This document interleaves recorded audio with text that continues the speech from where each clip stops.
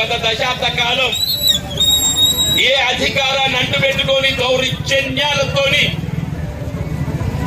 సామాన్య ప్రజానికపై కాంగ్రెస్ పార్టీ కార్యకర్తలపై రాష్ట్రానికి పాల్పడ్డారు. మళ్ళా టీఆర్ఎస్ పార్టీ నాయకులు ఏదైతుందో, మళ్ళా కాంగ్రెస్ పార్టీ ముసుగులో ఏదైతుందో మన రాజ్యాధికారానికి ఎన్నికలు ప్రయత్నం చేసే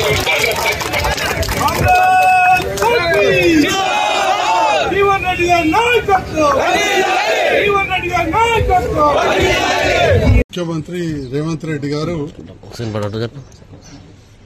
ప్రభుత్వంతో కలిసి పనిచేయాలన్నారు. మేము కలిసి పనిచేస్తాం, ఎందుకంటే ప్రభుత్వం పటిష్టంగా ఉండాలి అని చెప్పి ఆలోచనతో వారు నియోజకవర్గ అభివృద్ధి కావాలని చెప్పి మేము ఆలోచించాం.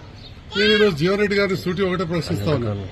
అసెంబ్లీ ఎలక్షన్లో మిమ్మల్ని మా నాయకులు ప్రజలు ఓడగొట్టిన తర్వాత మళ్లీ కాంగ్రెస్ పార్టీ మీకు ఎంపీ టికెట్ ఇచ్చినప్పుడు ఎంతమంది బీఆర్ఎస్ నాయకులను మీరు కండవ కప్పి చేర్చుకోలేదండి?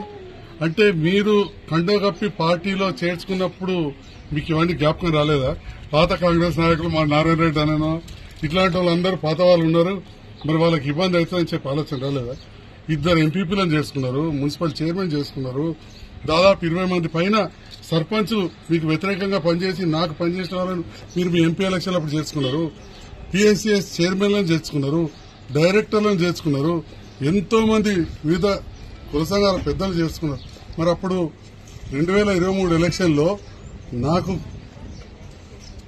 పెద్ద ఎత్తున మద్దతు ఇచ్చిన నాయకులను మీరు ప్రభుత్వం వచ్చిందని చెప్పి మీకు అన్ని రకాల చూసుకుంటామని చెప్పి మీ ఎంపీ ఎలక్షన్లో అప్పుడు మీరు పార్టీలో జాయిన్ చేసుకోలేదా? అంటే మీరు చేసుకుంటే మీరు పార్టీలో జాయిన్ చేసుకుంటే ఒకటి, లేదా కొందరికి మరి ఇంకా మేము సభ్యత్వం తీసుకోలేదు కానీ ప్రభుత్వంతో మమ్మల్ని కలిసి పనిచేస్తే తప్పు అయిపోతుందా?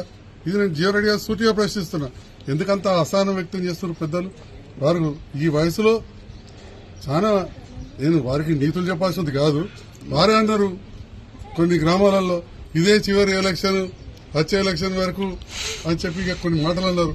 మరి ఇదే చివరి ఎలక్షన్ అని పైన ఎంపీ ఎలక్షన్ అన్నప్పుడు మున్ముందు పార్టీ బలోపేతంగా ఉండాలని కాంగ్రెస్ అధిష్టానం ఆలోచిస్తుంది. దాంట్లో తప్పేమున్నదని నేను అడుగుతా ఉన్నా.